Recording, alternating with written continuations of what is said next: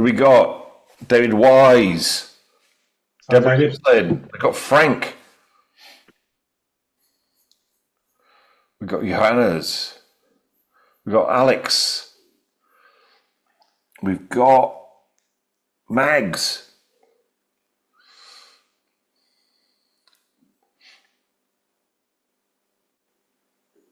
We've got Sandra. We've got Pam.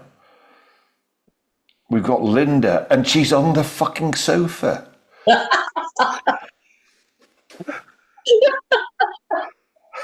We've got Roger.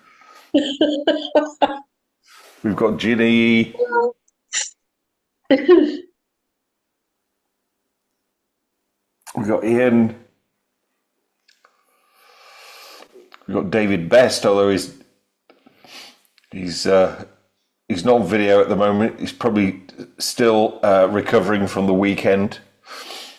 We got Joanna, or Joanne, who was also on the weekend.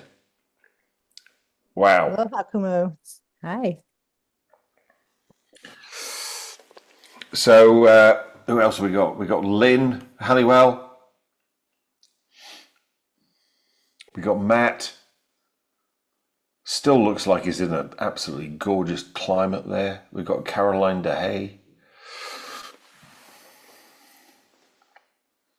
We've got Lior. Lior, are you still out in Canada? Puts a thumbs up. Grant, are you back in Spain safely after the weekend? Give us a thumbs up that you are. Good. We've got Ginny. Right, so a slightly different setup. Apologies for last week. I did get some feedback while you're out in the sticks. I am out in the sticks. And I've got fibre to the door with being out in the sticks, which I could never get in London. And I did get an apology from Virgin Media to say that they were doing some work and in the local area and they got it wrong. But there we go. Never mind. So we are back. And anyway, this is going to be about magnetic current. So I'm back in my my old world of electronics and radios and all of those kind of things. So I'm going to switch camera so I can go over to the flip chart, and then I'll come back to you here to do any Q&A you've got. All right. So it's going to be a little bit different tonight.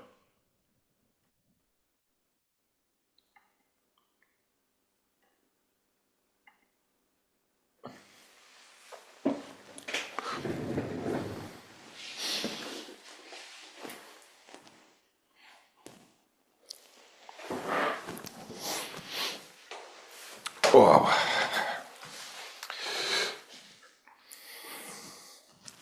Whoops. So here we are, back in my usual place, though not in the way that we normally would do.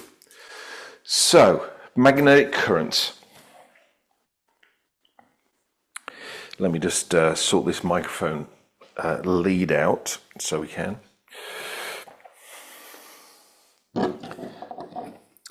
And if you want to get more about this, then please check out my lectures, which is on real world NLP and Huna. I think, Sally, you've already put that link in there, where I go really deep dive into this. There's some quite controversial stuff in there, which I've hidden. So if you're really into this kind of thing, watch those videos and please contact me about what you think the deep secrets I've hidden in those 4 videos. But anyway, back to personal magnetism. What Theron Q Dumont talks about is induction. So, induction is an electronics term, electrical engineering term, and this is what I talk about a lot on those videos. So let me just take you through what Theron Q Dumont's talking to you about with magnetic induction. So what we've got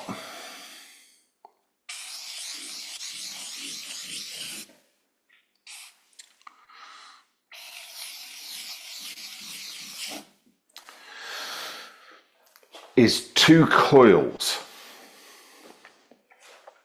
The thing that you need to realize is that you are one of those coils. You're either a transmitter or a receiver of those coils. So if we were to put a current, and this is what Theron Q Dumont's talking about here as far as current is concerned. If you were to put a current in here, and it's got to be an AC current.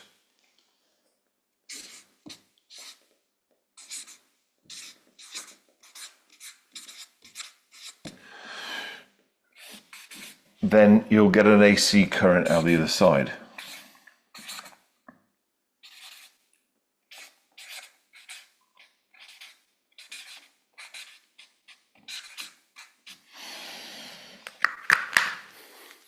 The important thing to realize is there's no physical or electrical connection between one side of the coil or the other. The current in this side of the coil is induced by the current here.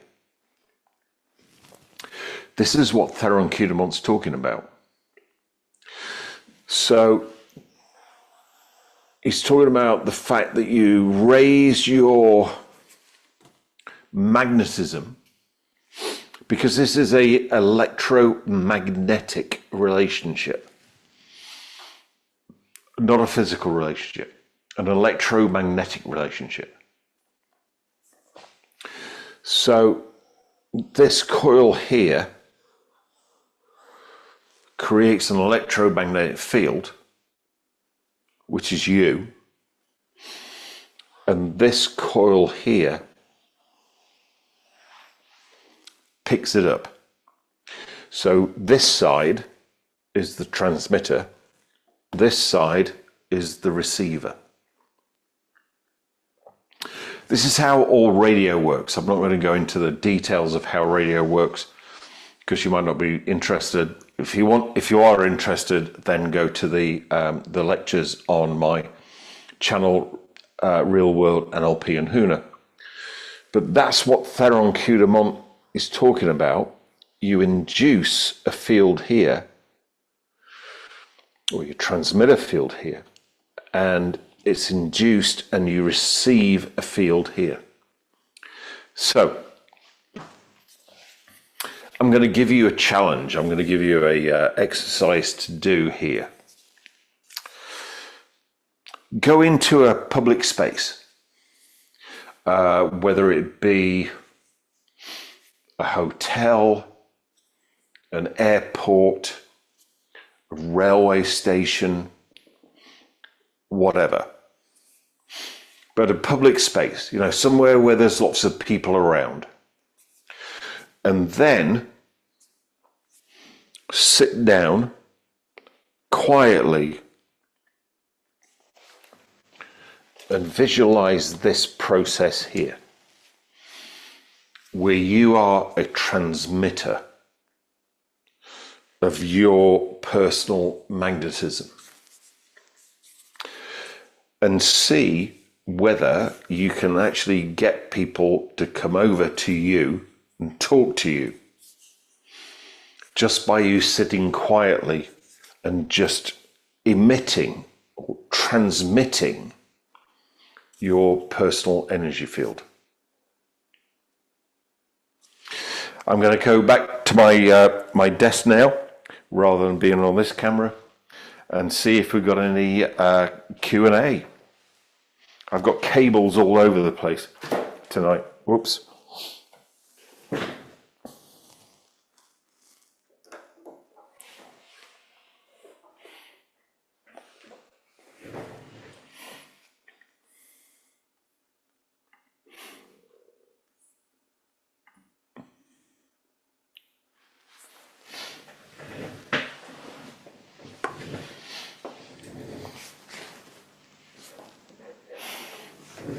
Here we are. I'm back in my other position. Sally, do we have any questions? Yeah.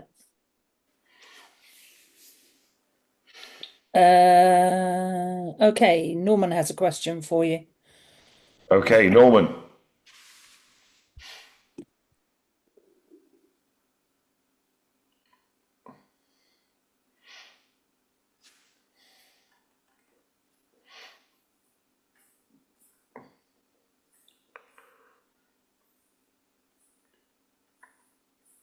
I can't hear Norman.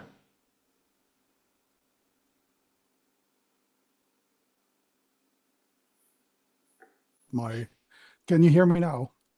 I can hear you now, Norman. Oh, great. Yes. Could you tie Opua 7 coolly and to integrate it with the exercise that you have just shared with us? Yeah.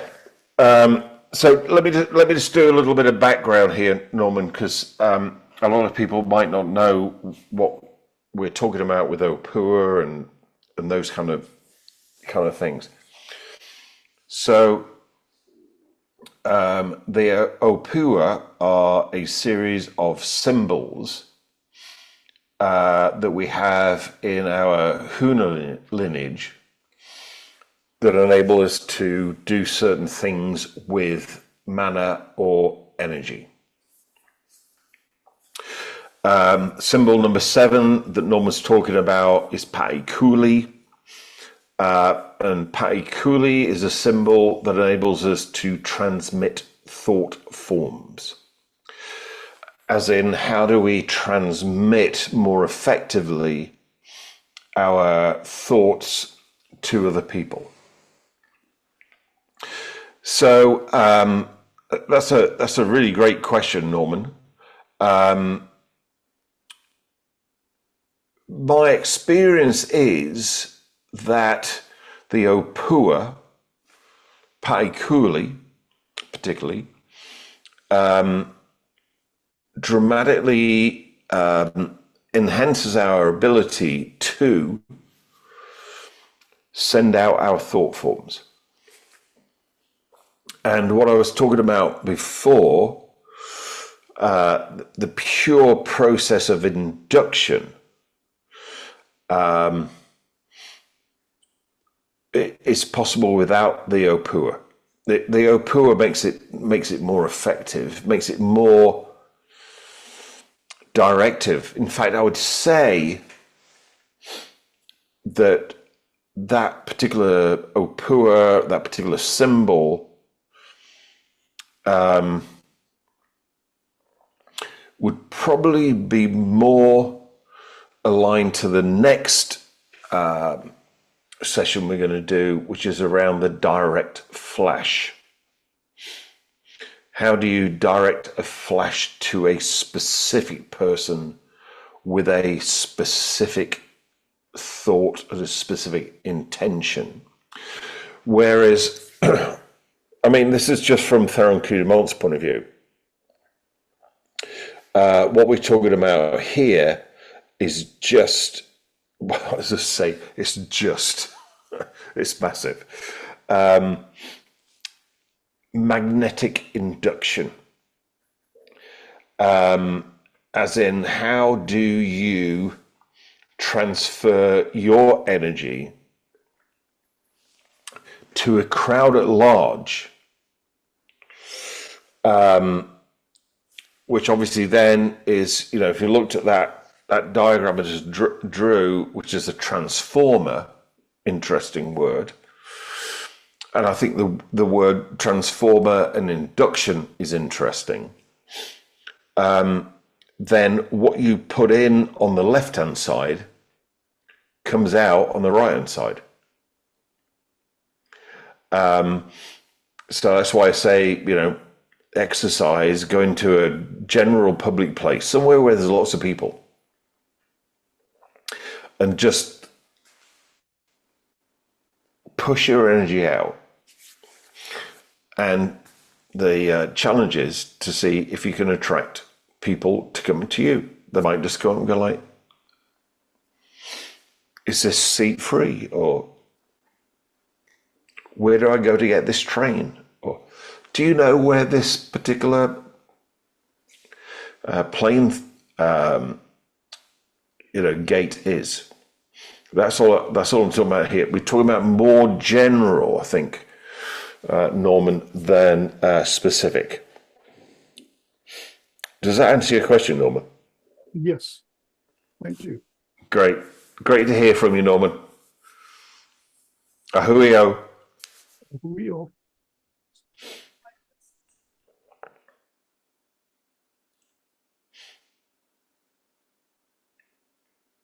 Any other questions, Sally? Caroline DeA's got a question for you.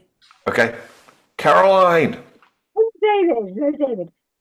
Question. If somebody has stuff, suppressed anger or other emotions, and they sit there and do this exercise, does it transmit the suppressed emotion as well? So might you in fact draw to you lots of angry people? Yes. Thank you. In short answer to your question, yes, it does. And, when we were doing the work with the veterans, I was talking about this a lot over the weekend with Mindset Makeover. When we were doing work with the veterans, they had a lot of suppressed anger and fear, particularly. So their experience was that the world was full of people who wanted to piss them off, basically, or scare the shit out of them. Not to want to, I'm just using their language here. And then they let their anger go, and they let their fear go, and all the people that were there, they believed, to make them angry, piss them off, or scare the shit out of them, disappeared. Where did they go? Well, they didn't go anywhere because they weren't there in the first place. So the diagram that's back there, whatever you put in the left-hand side comes out the right-hand side. Right. Does that make sense? Yeah, it does. Yeah. Thank you very much. And that's the way that personal magnetism works. Yeah. You attract what you're like. Yeah. Thank you. Yeah. Thanks, Caroline. Great question. Charles Bonasconi has a question for you, David. Charles. Turn my microphone on. Good evening, David. How you doing, mate? I'm very well. How are you? I'm doing good, thank you. Good. Good evening, everybody else as well. They're here to listen to this exciting stuff. I've got a quick question that occurred to me: is that if you're sitting in the public space, doing as you suggested, and you were to combine that with heart breathing, so would that have any effect? Would that empower the process? Or I don't know. I mean, I'm just kind of curious if you throw Hakalau in there at the same time and do heart breathing at the same time, just very quietly to yourself, what would be the result of that, do you think? Charles, absolutely. So heart breathing builds up the amount of mana, or what Theron Q Dumont calls nervous energy.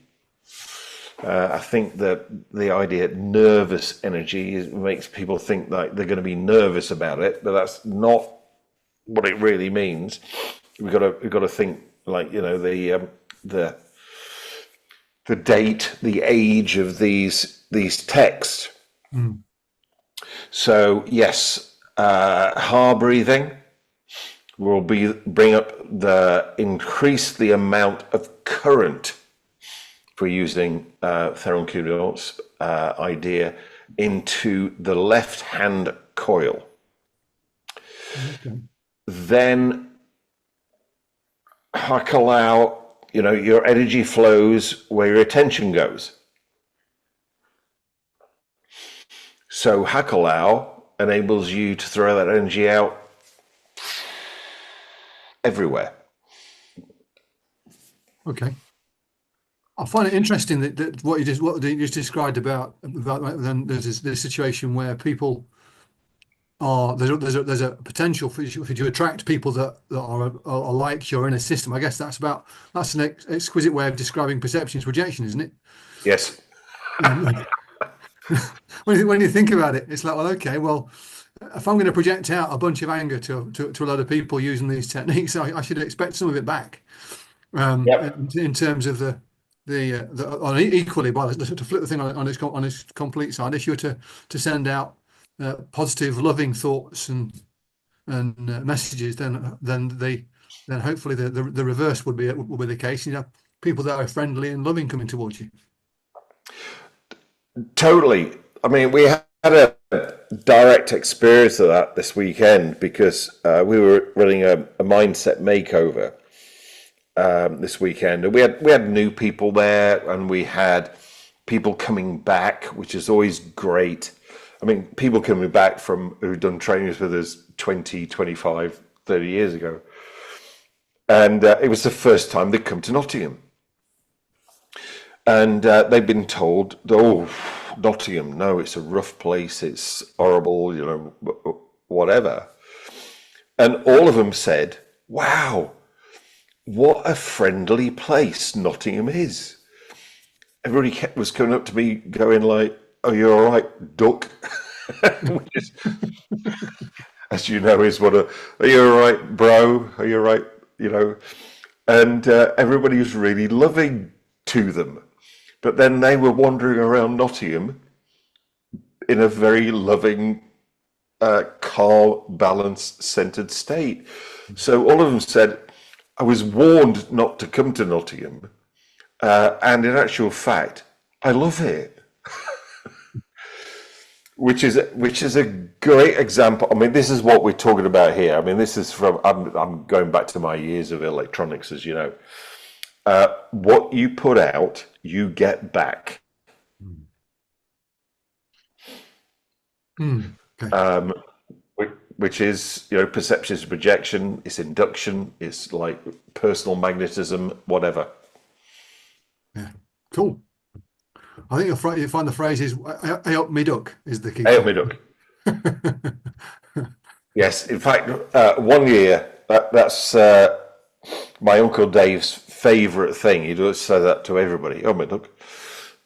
He lives in Mansfield. And 1 year we bought him for Christmas a pair of duck slippers, which he absolutely loved. Excellent. Thanks, David. Yes, mate.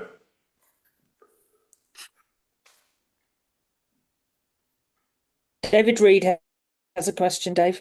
David Reed. Yeah. Okay. David, hello. David. I haven't seen you for ages, mate. Yes. Seems like day before yesterday. Well, what a great, fantastic weekend. Good. I'm glad you enjoyed it. Oh, wonderful. When I typed in a question, it was really just checking I've understood. We are transmitters whether we like it or not. If so, then it's up to us what we transmit and how well or strongly we transmit it. Yeah, great distinction. Yes, we are transmitters, whether we are aware of it or not. We're also receivers, Yes. whether we're aware of it or not. Yeah.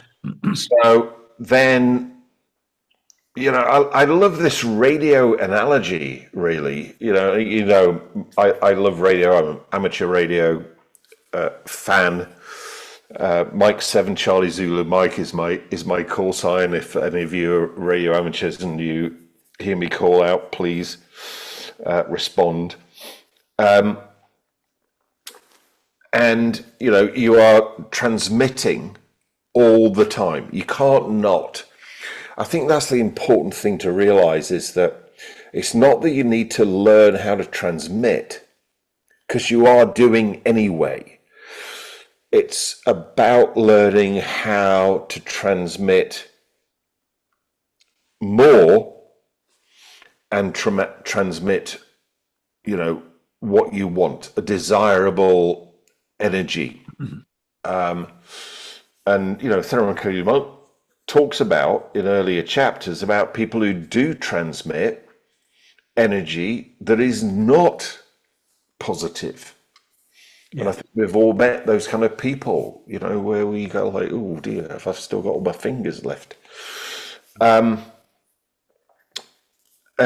yes, so we're all a transmitter, we're all a receiver. And then the radio analogy I like a lot is that, which I go into a lot more on the lectures on real world NLP and Huna, and that's about 4 hours, is that you transmit on a particular frequency, and then somebody who's a receiver has to tune in to the same frequency, and then they will pick you up. I mean, David, I think you had probably let me ask you if you had this experience at the weekend with the mindset makeover. Obviously I was running the event, so I'm the transmitter, and we had a room full of people who were receiving on the same frequency, which is why then they all went and connected with each other. Yes. Was that your experience? Absolutely. Yeah. Yes. No, that was mine. I was going like, wow, this is just a group of people that are just going for it. In tune. In tune. There you go. In tune. Perfect. Thank you. Thanks, David. Thanks for your question.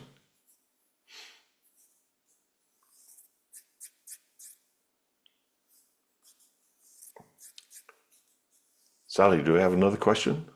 Yeah.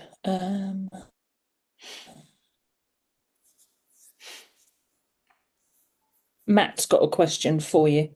Matt. Mm-hmm. Okay. Matt, you're up. Yeah, hi, David. I'm actually in Miami, hence the luxurious background.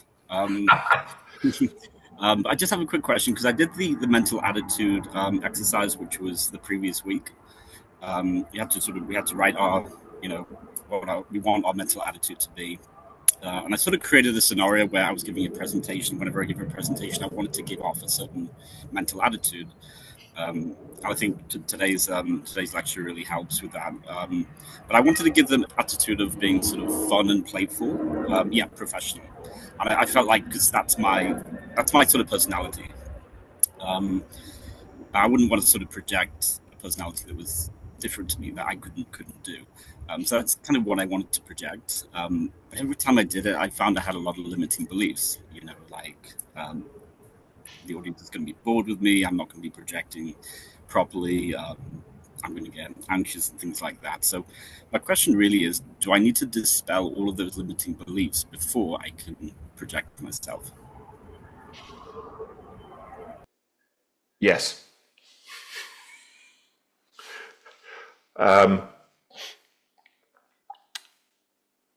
Because any of your limiting beliefs about it being okay to be fun and professional will be going into the left-hand side of that coil.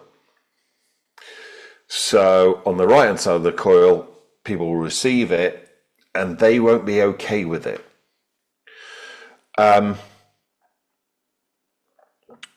So the thing really for me is, well, you know, I had this weekend. I'm just going to share something very personal with you. You know, we did the mindset makeover. David was there. A number of other people were there. And I had a lot of fun. I was cracking a lot of jokes, but not cracking jokes as just in funnies, but in kind of like in a way to break down barriers, break down patterns, and make personal transformation fun. And I did actually, you know, when I sat down with Sally and a number of the coaching assistants, ask her, was I too amusing? Was I too funny? Was I cracking too many jokes? And her response was, no, you weren't amusing enough. You didn't crack enough jokes. David was there, so, you know, David was laughing at all of my jokes, actually, which is why I loved David being there. But, you know, some of them weren't. And I think the thing that I was getting was like, is it okay to be amusing, fun, and professional? Even I had a question about that after being in this market for, you know, whatever, fucking hell, 35 years or whatever. And the answer is yes. And it might bring people's stuff up. So I would say, keep going, Matt. Keep doing what you're doing. And let go of the limiting decisions. That it's not okay. It's totally okay. And it's good. There's not enough fun in business. No, I totally agree. Thanks a lot, David. I appreciate it. All right, bro. Thank you. Caroline Day's got another question for you. All right, Caroline. Which kind of goes on the back of. Hello again. My question is, if somebody was feeling quite low, they were perhaps depressed, and or in grief or something like that, and they sat there, if your energy is low, can you pick up strong energy, pick up other people's intentions, negative intentions? Totally. And is that the same as entities? I always heard that in hospital, you know, when there's things floating around, they can attach themselves to you. Yeah. So entities, or what I would call thought forms from a Huna perspective, you know, energy is not real, as in it doesn't have substance, like the chair I'm sat on has substance. But energy is energy. And yeah, I mean, the thing that pops into my mind, which many might have heard before, some of you won't have done, is like when Princess Diana died, Sally said to me, do you want to go to Kensington Palace and put some lilies on the gates? And I was a big Princess Diana fan. I mean, you know, and so we went, And we were walking up to the gates, and as we were walking up to the gates, I just walked into a wall of sadness. So I was feeling really sad, but I didn't know why. And we got to the gates and, put the lilies up there, and Sally said, "Do you want to stay for a while?" I said, "No, I want to get out of here. I'm feeling so sad. It's taking me all of my NLP state control skills to not burst into tears." And she said, "Okay, let's go." So we walked back the same path that we'd walked before, in exactly the same place. The sadness left. And I was like, the one thing about NLP, it makes you curious. So I'm going like, whoa, that was weird. So we sat down on a bench right at that point, and as people were walking into it, I could see their physiology change.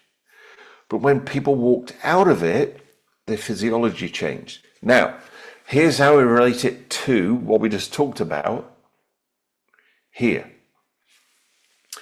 If you were putting sadness, grief, anger, fear, it's a bit like what Charles was talking about before, into the left-hand side of the transformer, are you going to attract the same on the other side?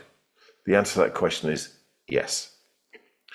So, Mindset Makeover, which we just did this weekend, was enabling people to let go of the negative stuff they were put into the left-hand side of the transformer. They let their anger go, they let their sadness go, they let the fear go, they let their guilt go. So that wasn't going into the left-hand side of the transformer anymore. So now the current they're going to induce in the other side of the transformer is going to be positive. So yes, Caroline, totally. And I always think about this thing: is it positive? Is it possible that people attract negative thought forms, entities, which was the word you used? Yes. And therefore we can flip it over and go, is it possible for people to attract positive thought forms and positive entities? And the answer is yes. Thank you very much. Caroline, does that answer your question? Yes, it does. I was talking to a client today who was quite down about the state of the economy, and he's got customers ghosting him, and I was sitting there dying to say, how about you? How are you attracting that to you? Because there is money around there. You've just got to be in the right state in order to attract those people. Yeah, I mean, my perspective is if anybody's ghosting you, tell them to fuck off. Yeah.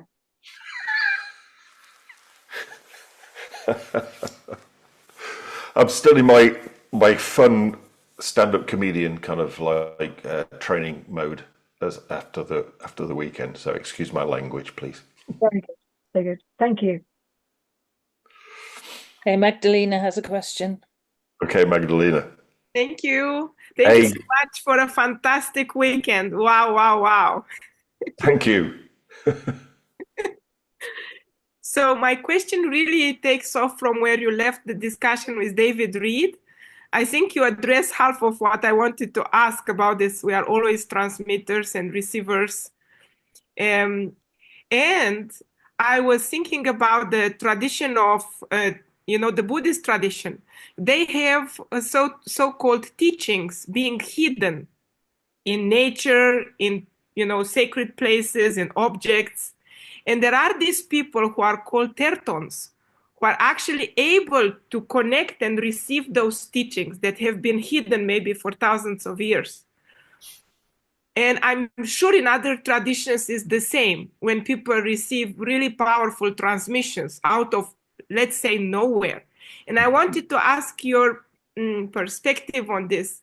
Is it possible in the state that we are ourselves at certain times through different practices, through applying this knowledge, this wisdom, that we find ourselves in the states where we can really connect with higher levels of consciousness, awareness, lessons that just come to us because we are in that space? Yes. So, I mean, my perspective on this would be Huna. And, you know, over the weekend, Mindset Makeover, because, you know, obviously you were there, we talked about the conscious mind and unconscious mind. In Huna, we have 3 minds, because we also have the higher self. And being connected with your higher self enables you to connect with those higher level teachings. And I thought it was very interesting that you know, where you were putting your hands when you were describing this was like up here.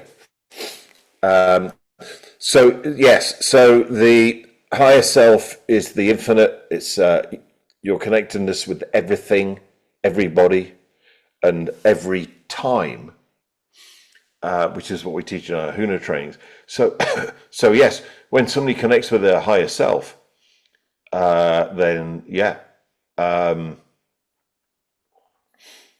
they're able to, for want of a better word, they're able to download. Yes, yes, yes. Any and all information that's ever existed. And what it struck me this evening, listen to you, is the potency of this concept or model. Because on one hand, it's like a tool for awareness. When we see what we receive, we also become aware what we transmit. On another hand, there is a tool for understanding where we are, like taking the pulse, like it happened to you when you went to Diana's, you felt that field. So it was a tool for you to feel what is happening. And due to this, it's also a tool to influence and change the environment and our own environment. So it's a very potent model. Thank you so much. Yeah, thanks, Meg. Thanks, Magdalena.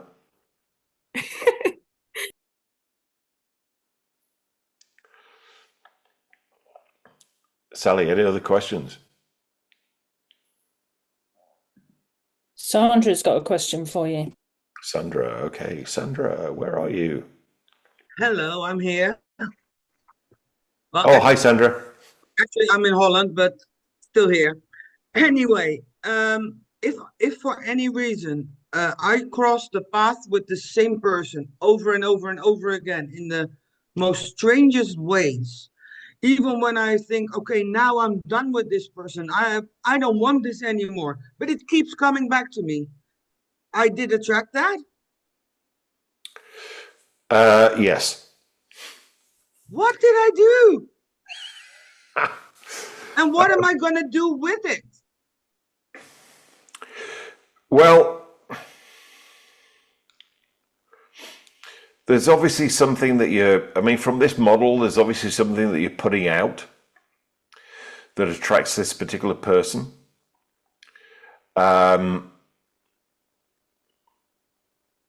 So it would to change what you're putting out.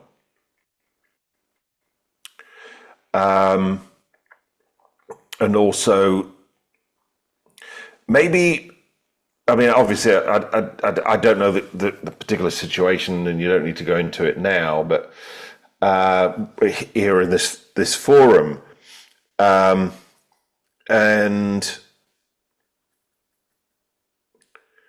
Huna techniques like Ho'oponopono are really useful. Okay. Yeah, apparently, I think apparently I need to learn something from him or something. And in one hand, I think, okay, I'm attracted to him for some reason. But he's kind of like a more famous comedian and I'm not. So I thought it was that. But then apparently I also sometimes get information that I couldn't possibly know.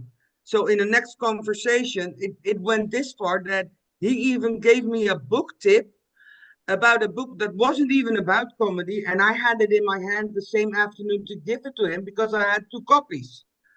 How? Then I thought, okay, this must be something, but apparently I'm the only one, so he's not really giving me any response to it, and I'm getting fed up with it. So I thought, okay, let's break it off, put my attention to something else, and it keeps coming back. Well, I would say Ho'oponopono would be the best thing to do. But let me ask you a question here. Do you want him to go away? Honestly, I don't think so. All right, there you go then. But I don't want it to stay. I also don't want it to stay the way it is. I want more than this. I don't want just a 5D that he's, I don't know, wherever we are all one, blah, blah, blah, bullshit. I want him in my life as well.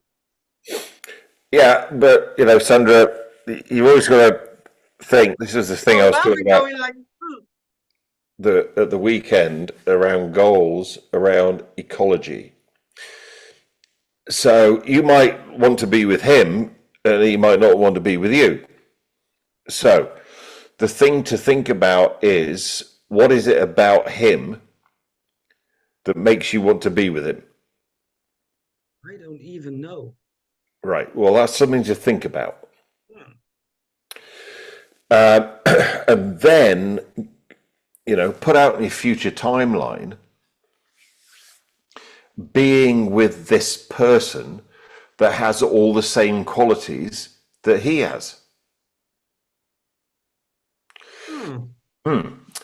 Then, you know, it allows for it to be him.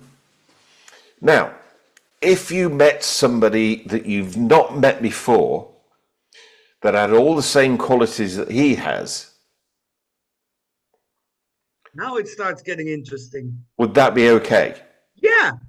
Right. Ah. There you go. So now you can let it go. Right. Oh man, I wish you would have told me that 3 months ago. Well, you should have shown up sooner. Yeah, I think I should have. Yeah. Thank you so much. That's a pleasure, Sandra. Sandra, Okay. are you a stand-up comedian? Yeah. I thought you might be, yeah. Yeah. You actually gave me an award at the Queensland Business Club first year. Oh, right, okay. Yeah, I remember on the yacht. No, that was in the, I don't know, whatever hotel in London. Oh, I remember in Isleworth. I'm not sure. Sally must remember because Sally was supposed to come. Yeah. And Sally was sick.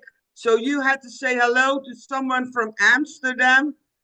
And then you ended up giving me the award. I remember now. Now.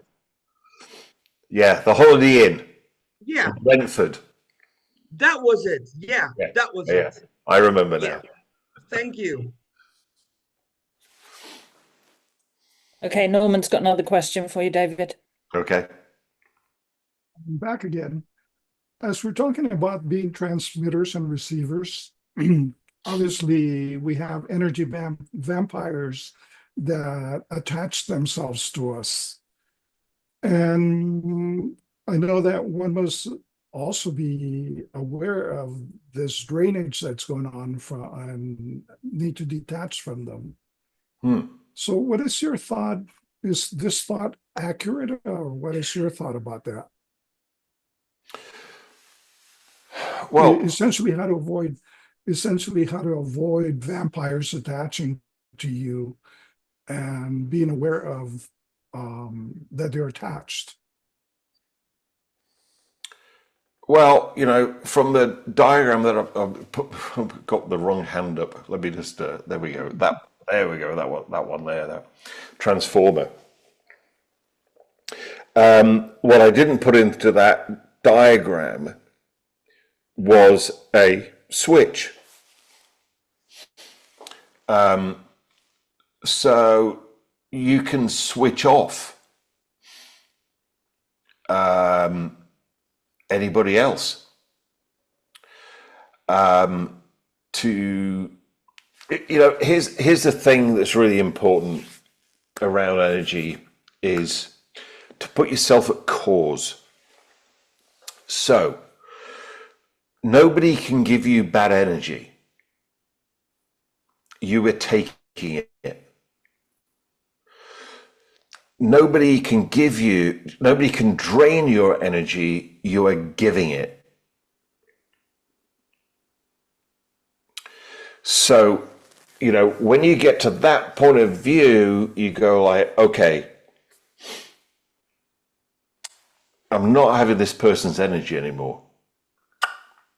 You cut the switch.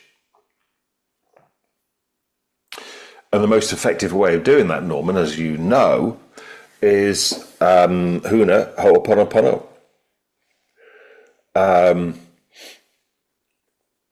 Do Ho'oponopono with them. So you're good with them. You're okay with them. Then you cut the Arca connection and tell your unconscious mind to block any attempt at reconnection. And the most important piece of that right at the start is that you do Ho'oponopono and you're okay with them. Because if you're not okay with them, you'll never be able to cut that Arca cord. It's the fact that you're not okay with them which will keep you attached. So that's the thing. You're totally right, Norman, on the way you're thinking about. Are there energy vampires? Do people want to sap your energy? Yes, they are. And the important thing is you've got to realize that what you're doing is you're giving it to them. They're not taking it. It's like, with these new EV cars. They're plugging into you and you're the charger. Take the plug out, cut the connection, seal it off. I'm not a charging station anymore. Okay. And the reason for my question was because reading Dumont, he does talk about people draining you of your energy. And I just we hadn't touched that subject yet, so I just wanted to hear your perspective on it. Yeah, I mean, we've got to realize Theron Q Dumont, early 1900s. He had a particular model of the world. He didn't know as much as you and I know from a Huna perspective. Because for everybody else, Norman is a Huna level 4 student. He didn't know as much as we know. So you live in the model of the world that you live in.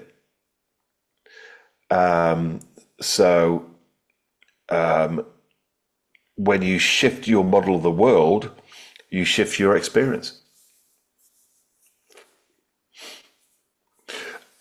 This is the reason why I'm running these masterclasses, because I think there's so much valuable insight, information. I'm going to come up with the word intellect. So much that people knew that could be possibly lost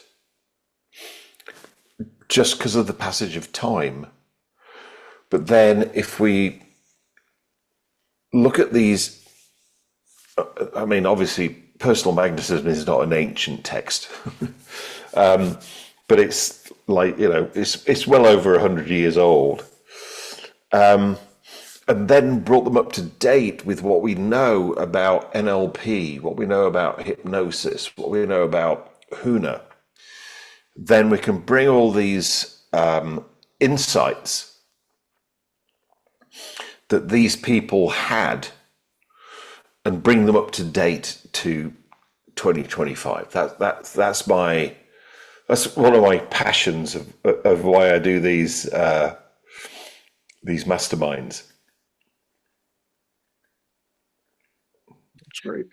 I know that it helps me connect my Huna and my NLP knowledge with what Dumont has to say. Yeah. And I'm constantly, as a matter of fact, one of the things that I did is before I started reading the book, the second time, is I used Wahaha Mama prior to that. So I started picking up other information from it that I didn't pick up earlier when I first read the book. So for people on the masterclass that haven't studied Huna yet, Wahaha Mama is a Opua symbol, which is to reveal secrets. So one of the things that I teach people, you get initiated at level 1 into Wahaha Mama, and one of the things I say to people is, when you're reading a book, read it through that Opua, read it through that symbol, Wahaha Mama. Because then what you'll discover is the things that, this is what I always find very, very fascinating. You'll discover the things that the author knew that didn't put in the book.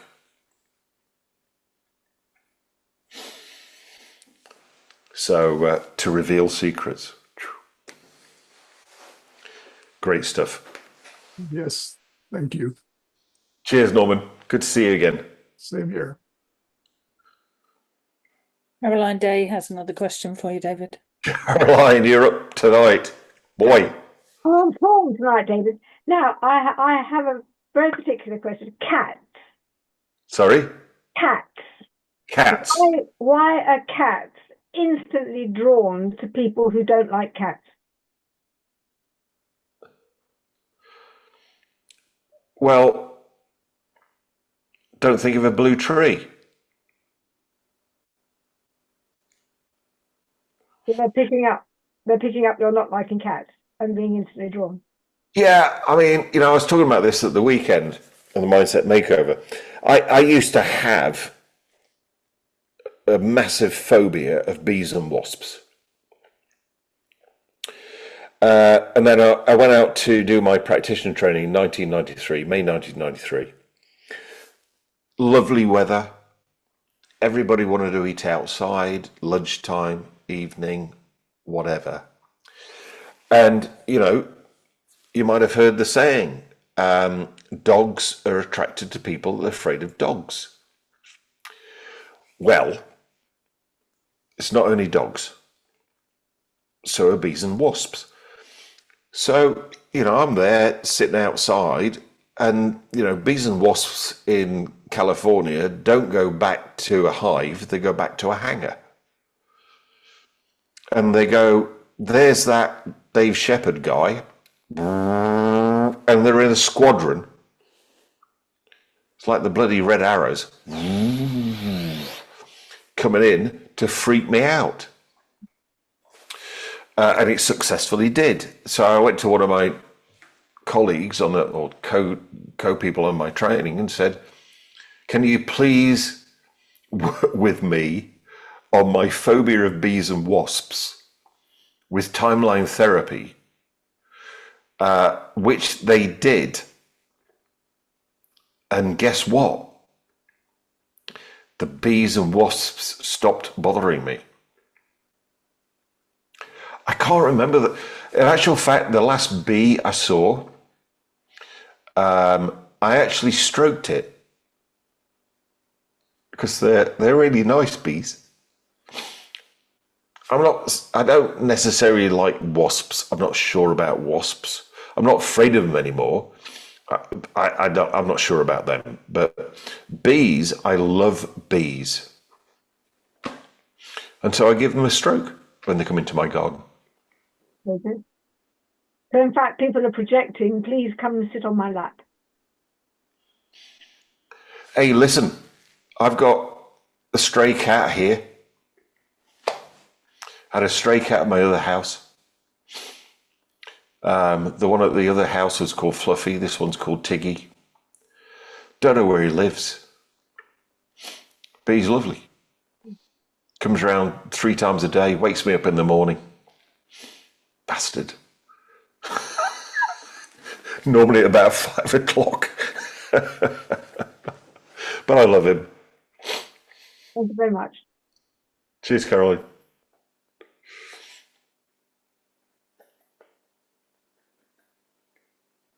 Sally, any other questions? Roger has a question for you. Roger. You've been very quiet over the last couple of weeks, mate. Yeah. Well, sorry. Can you hear me okay? Yeah, I can hear you. Fine. Yeah, I was having a bit of lower self moment with the internet problems last week. I thought, yeah, David's got himself in a little provincial city and it's all cool. And now you tell me you've got a better connection than me. That's really pissed me off, but I'll live with it. Let it go. I was really fascinated with your the exercise you've given us, and it got me to thinking. So, do you mind? Could I try an extreme with you? Mm-hmm. Talking of bees and wasps and things. My worst nightmare is panic attacks in crowds. I'm not good in crowds, so my normal strategy for dealing with that would be act as if, straight out of your training, and it works, but it as an introvert it uses up an awful lot of energy, so if you've got to keep it up all evening or whatever, it's hard work. I was really fascinated with this idea of induction, which I haven't really thought of before in the way that you've projected it this evening. So could you, in that, let's say, an extreme situation where you can't think yourself out of the problem, you just panic attack, even work acting as if won't cut it, you have to leave. Basically, it's the only way I've been able to deal with it, and it's uncomfortable, very uncomfortable. So could you use being in the quiet and actively, if you like, using induction as an alternative to, let's just say, loud natural charisma? Does that work? I'm thinking of that extreme crowded room would normally invoke could invoke a panic attack sort of thing. Okay. So, Roger, can I ask you a question? Can you get in touch with the problem, the whatever it is, the fear, the panic of being in a crowded room now? Yeah. You can, can't you? Yeah.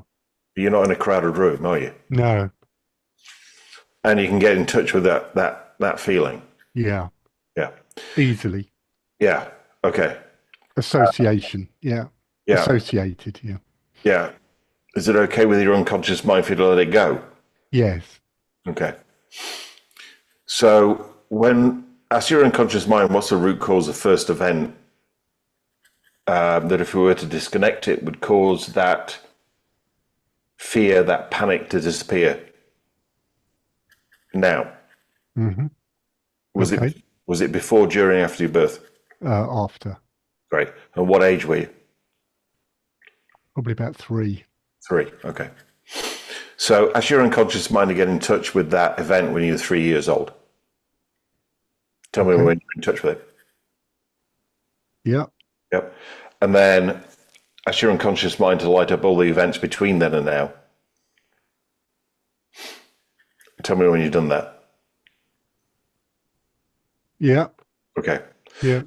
then pay attention to that feeling and tell me when it's gone.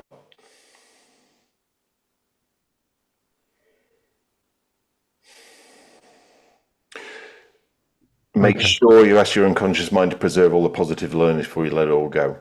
Mm-hmm. Okay. How are we doing? Pretty good. Pretty good. It's around a limiting decision. Okay. What's the limiting decision? I'm not good enough. Okay. Not wanted, not good enough, not interesting. Yeah. Okay. Do you want to let that go as well? Mm-hmm. Okay. Can you get in the touch with the feeling that you're not good enough, not wanted, etc.? No, it's difficult. Once you've gone through that, it's difficult to get it back, isn't it? Yeah.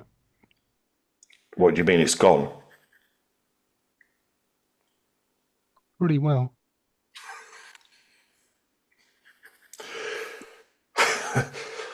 Don't you normally charge 10 grand for that? Yes, I do normally, but you know, we're mates. So, Roger, just think about an event in the past, which we thought about previously would have caused you to have that whole problem. No, it's different now. Yeah. No, it's neutral, just totally neutral. And think about an event in the future, which you thought, which had happened in the past, would cause you to have the whole problem. And notice how that's different now. Okay. Same. Neutral? Yeah, neutral. Right. Neutral's a nice feeling, isn't it, with that? Yeah. Get into crowds. Yeah. Be there. Be you. Thanks.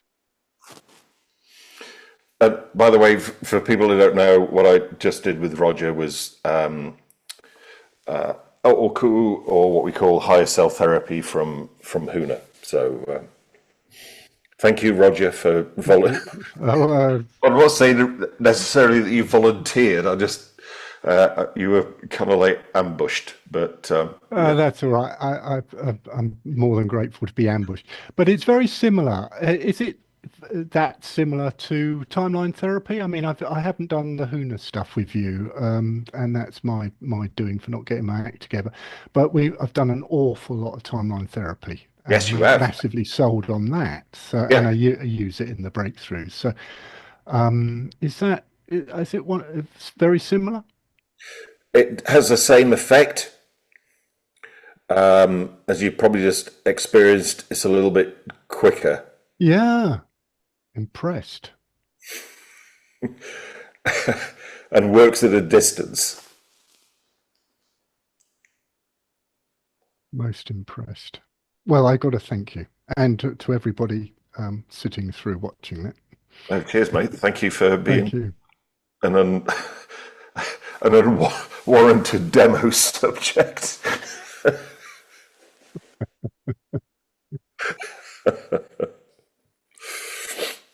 Dave, please forgive my rudeness, but I didn't hear any chanting. Not out loud, no. And I didn't need to.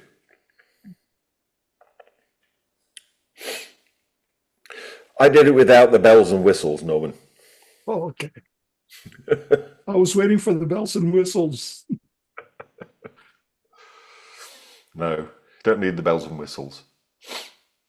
But it was great to see that we created. It's been a while. Again, forgive me for being forward and interrupting. Norman, please. No, thanks again, David. Really appreciate it. Really appreciate it.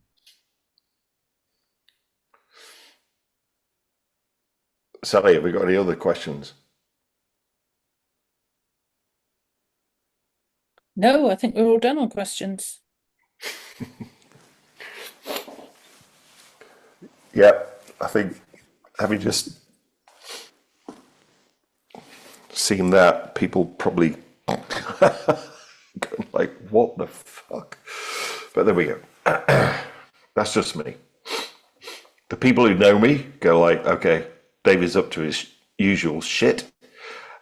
People who don't know me are probably going like, what the fuck was that? But anyway, that's the way we roll around here. I really do want to ask you a question, David, but I just ain't got one. Alex, I recognize your voice. I'm gonna get paranoid about my voice one day, but yeah. No, I think your voice is great. But as I said, I haven't got a question, but I want to ask you a question. Got one. So I do apologise. It's not that I don't want to speak to you. That's okay, Alex. Lee's got a question for you, David. Who has? Lee. Lee, what's your question? No. A breathing question, actually. Breath. And I know you covered it on the first or second session, but I was curious because I did something called alignment, which is like holotropic breath work.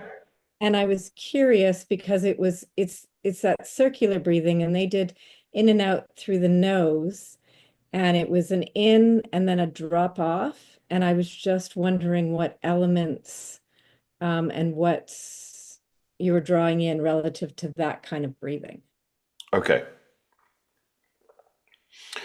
Well, holotropic breathing was developed to create the same kind of experience for people that people had when they did LSD. So I think that's an important thing to realize. So there are 4 things you can do with your breath. You can breathe in, you can hold the breath in, you can breathe out, and you can hold the breath out. So here's the secret to decode any breathing technique. If you increase the length of the in-breath and decrease the hold in, out, and hold out, then you'll increase the fire element. If you decrease the length of the in-breath, the out-breath, and the holding out, but increase how long you hold the breath, as in, actually, everybody do this. Just experiment with this now, with me. So just go,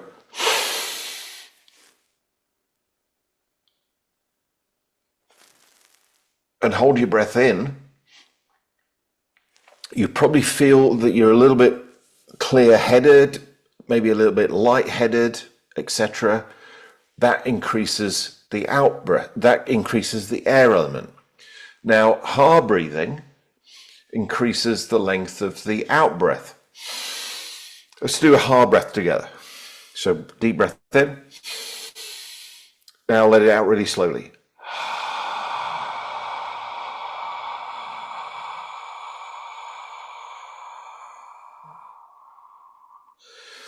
Now that increases the amount of the water element you've got in your body, which is why it's very calm, balancing, and centering. If you increase the length of the in-breath, let's just do this together, just for an experiment. Just breathe out and hold your breath out.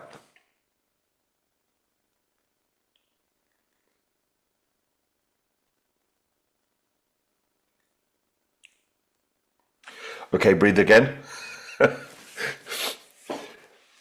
When you breathe out and hold the breath out, increase the earth element, which probably is the reason why you felt more heavy, you felt more, and ultimately you go back to the earth and you'd be dead, right?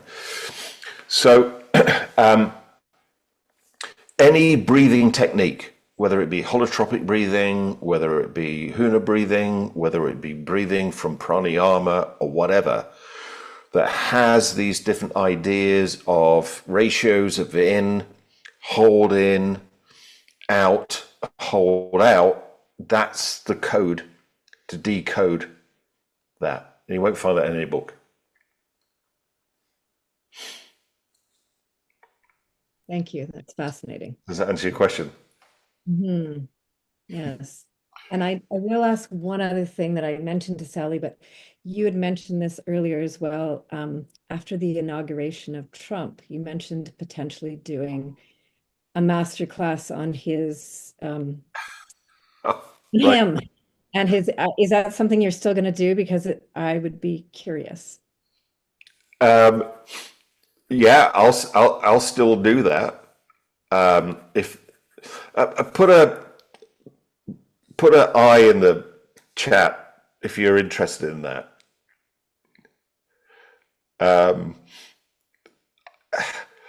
When I mentioned that, I was kind of like flamed. We had people going off of our database, say they didn't want anything to do with me ever again, and all that kind of stuff, which I find fascinating, to be honest, because all I'd said was I was really curious about what he was doing and what can we learn from it.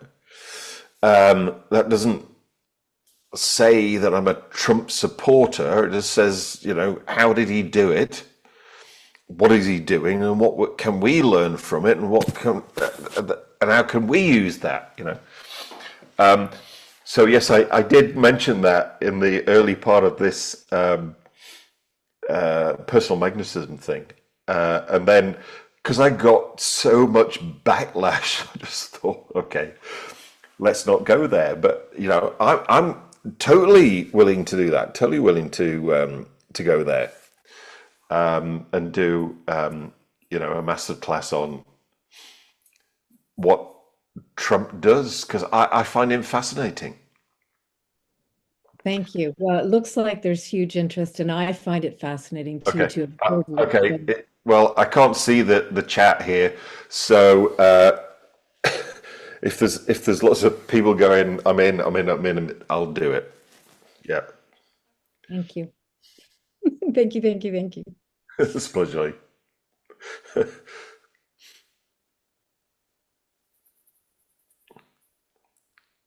Sally, are there any other questions?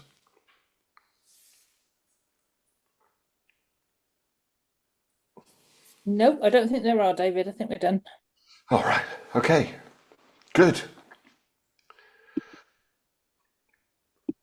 Was that a useful session? Just put your hands up if that was a useful session. I can see you. Yeah. Cool.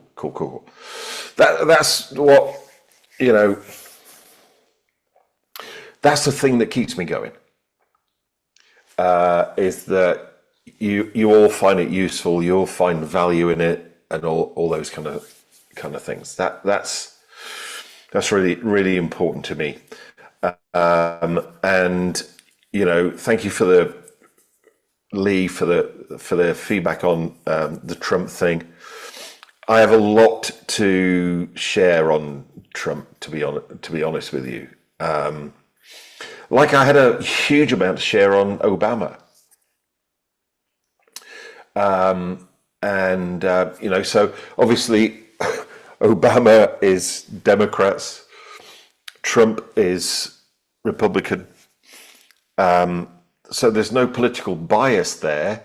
It's just in what are these guys doing and how does it work? And if they are doing it, there's only one reason why they're doing it, because it works. So put politics to one side and go, right, I need to learn this and I need to use it. Yep. Well, it's great to see you guys. Thanks for being here.